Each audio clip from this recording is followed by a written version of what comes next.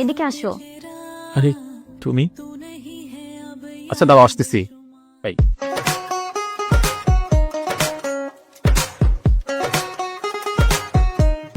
তুমি কেন আসছো? এই ধরো, এখানে খাবার আছে, খাবারটা তুমি খেয়ে নিও। প্রত্যেকদিন তুমি এভাবে খাবার নিয়ে আসো, মানুষজন কি বলে? আর কেউ যদি দেখে ফেলে তোমার বাসাতে তো ঝামেলা হয়ে যাবে। কে কি বললো, কে কি দেখলো, এটা দেখে আমাদের লাভ নাই। আর দুদিন পরে তো তুমি আমারই হবে, তাই না?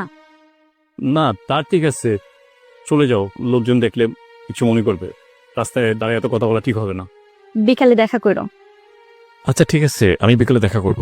আচ্ছা ঠিক আছে। आंखें तेरी मेरी सांसों के चिराग तूने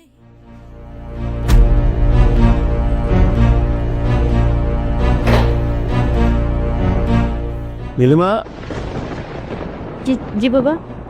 এদিকে আয়, এখানে বস, তোর সাথে আমার কথা আছে। কথা? কি কথা বাবা? এখানে বসতে বলছে, আগে বস, তারপরে বলি।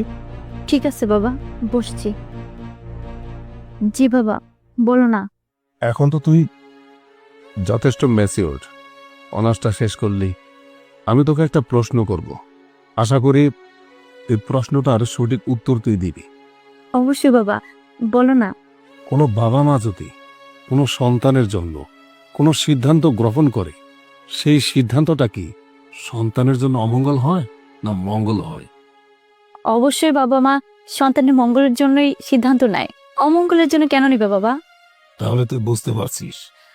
বাবা, কেন বুঝবো না? এটা তো কমন বিষয়। এটাই জানার ছিল তোর কাছে আমার। তুই যে কাজে যাচ্ছিলি যা। ঠিক আছে বাবা।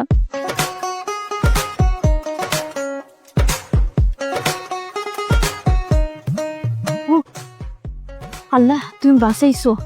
আমি তো মনে করছি আবার সবকিছু জেনে গেছি। আল্লাহ